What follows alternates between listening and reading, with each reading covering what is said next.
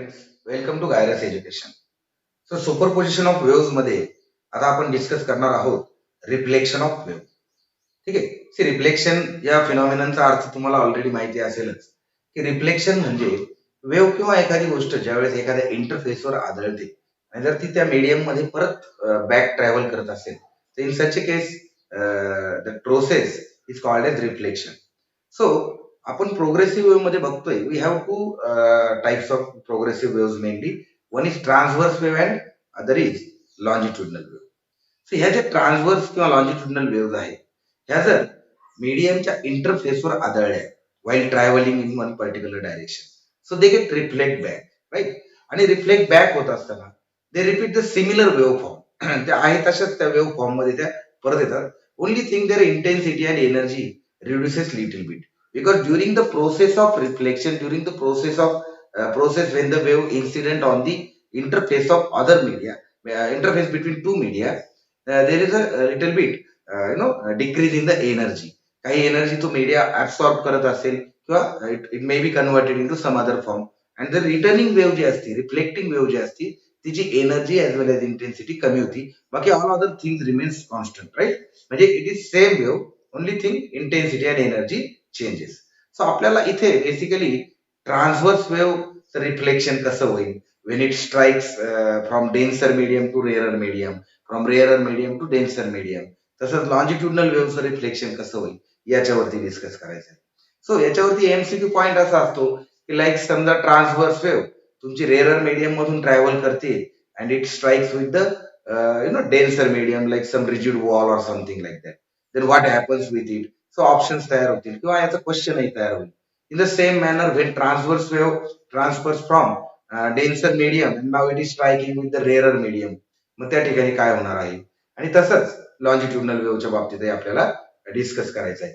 So तुमच्या पुस्तकात त्यासाठी त्याने वेगवेगळ्या ऍक्टिव्हिटीज दिल्यात आणि त्याच्यावरनं कन्क्लुजन केलंय. So we are interested in conclusion in that conclusion, right? So let us first discuss the reflection of transverse. ठीक आहे ना? See reflection of transverse wave.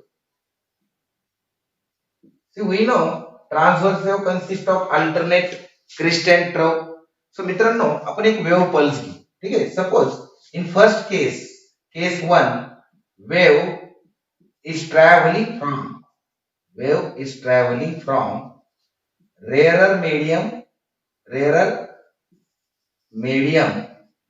to denser medium. ठीक आहे ना? वेव्ह काय होती? रेअर मीडियम मधून ट्रॅव्हल करते, लाईक हवेतून ट्रॅव्हल करते, एखाद्या भिंतीवर जाऊन आदळणार आहे. ठीक आहे. अशी आपण पहिली केस कन्सिडर करू. So suppose this is your boundary of that denser medium, rigid boundary, or I can say denser medium here, and this is my rarer medium. आता सपोज एक वेव्ह पल्स आपण कन्सिडर केला असा. ठीक आहे. समथिंग लाईक दिस. हा wave pulse ह्या डायरेक्शनने आला आणि इथे स्ट्राईक झाला. आता या ठिकाणी काय होईल? तो इथे आदळल्यानंतर it will loss some energy.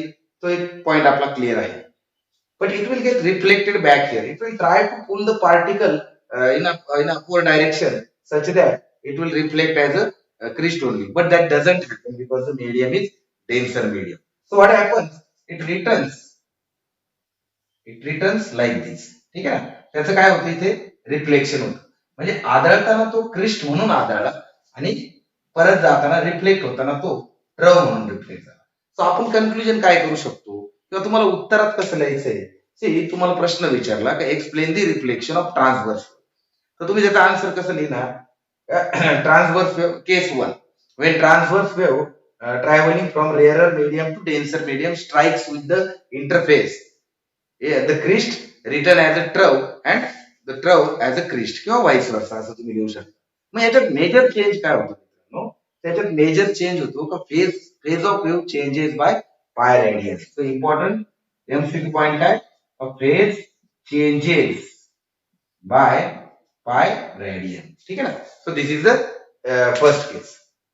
Now let us discuss the second case. आता सेकंड केस मध्ये आपण काय लिहिणार आहे? केस 2. इथे लिहितो केस 2. म्हणजे तुमच्या उत्तराचा दुसरा पॉइंट काय असेल? So when wave travelling from denser medium to rarer medium. Now wave is travelling from denser medium to rarer medium. So what happens?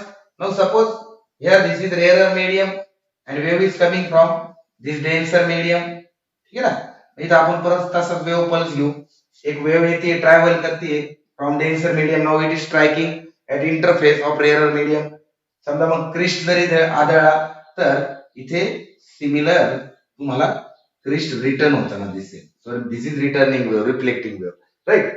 So इथे म्हणू शकता आपण crest is return as crest or otherwise trough is written as ट्रव.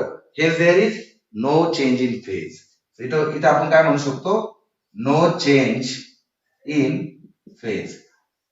So phase of wave remains as it is. So this is about the reflection of transverse wave. परत एकदा conclude करू. A transverse wave when travels from rarer medium to denser medium, crest is written as crest is reflected as trough and trough is reflected as crest with a phase change of pi radian. दूसरा point, when transverse wave travels from denser medium to rarer medium, crest returns at crest is reflected as crest and trough is reflected as trough with no change in phase. Now let us understand the reflection of our longitudinal wave. ठीक आहे. So अशाच दोन cases तिथे तयार होतील. So reflection of longitudinal wave मध्ये काय होईल? Longitudinal wave. So longitudinal wave consists of alternate, rarefaction and compression. So the region where the particles of material are crowded is called as compression, and the region where they are widely spread, that is called as rarefaction. So it consists of alternate rarefaction and compression. आता इथे सुद्धा दोन cases तयार होतील. Suppose your transverse wave is traveling from rarer medium to the denser medium. ठीक आहे ना, पहिली केस. Here the particle is traveling from rarer medium to the denser medium. Now what happens at the denser medium? So case 1, wave is traveling from rarer medium to denser medium. So in this case what happens? Let us see. So in this case your compression is, ठीक आहे ना. आता इथं compression आढळलंय मित्रांनो. So compression और rarefaction, ठीक आहे, reflects as a compression. Compression reflect as a compression or rarefaction reflect as a rarefaction when the transverse wave strike with the denser medium. आता म्हणजे इथं तुम्हाला रिटर्निंग वेव्ह मध्ये परत कॉम्प्रेशन दाखवते. नाउ हीच ट्रान्सव्हर्स हीच longitudinal wave case 2 when longitudinal wave traveling from, now it is denser medium to rarer medium. आता आपण उलट केलं ते. सो काय होईल, सपोज हे कॉम्प्रेशन इथे स्ट्राइक झाले इनकमिंग वेव्हचं, तर जी रिफ्लेक्टेड वेव्ह आहे तिचं जर इथे आपल्याला रेरिफेक्शन दिसतंय, तर what we can say, when the transverse wave when the longitudinal wave is traveling from denser medium to rarer medium, at interface it reflects its compression reflects back as a rarefaction, or the rarefaction reflects back as a compression with the phase difference of with the phase change of pi radian. So याच्या बाबतीत denser rare to denser जाताना there is no change in phase. Case 1 मध्ये no change in phase, while in case 2 phase changes by pi radian. ठीक आहे. So या अशा पद्धतीने तुम्हाला हे 4 पॉइंट्स, दोन ट्रान्सव्हर्सचे, दोन लॉन्जिट्युडनलचे लक्षात ठेवायचे. सी मोठा प्रश्न जर आला explain the reflection of wave, तर तुम्ही 4 पॉइंट करायचे. पहिलं reflection of transverse wave from the denser medium, म्हणजे ऑब्वियसली ती रेअरर कडनं येते. Then reflection of transverse wave from the rarer medium, then reflection of longitudinal wave from the denser medium and reflection of longitudinal wave from the rarer medium. ठीक आहे. So त्या चारही पॉइंटला तुम्ही फेज चेंजचा पॉइंट एमसीक्यू पॉइंट आहे तो लक्षात ठेवा, आणि बाकी अशा सेल्फ एक्सप्लेनरी डायग्राम तुम्ही तिथे काढून उत्तर लिहू शकता. ठीक आहे. So this is about reflection of wave.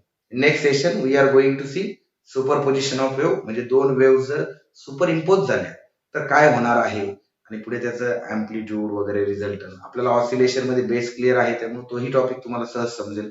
So मी छोटे छोटे लेक्चर्स का बनवतोय, कारण तुम्ही छोटे छोटे टॉपिक करून बोर्डाचे आणि ते एमसीक्यू प्रश्न ताबडतोब क्लिअर करावे. So keep watching.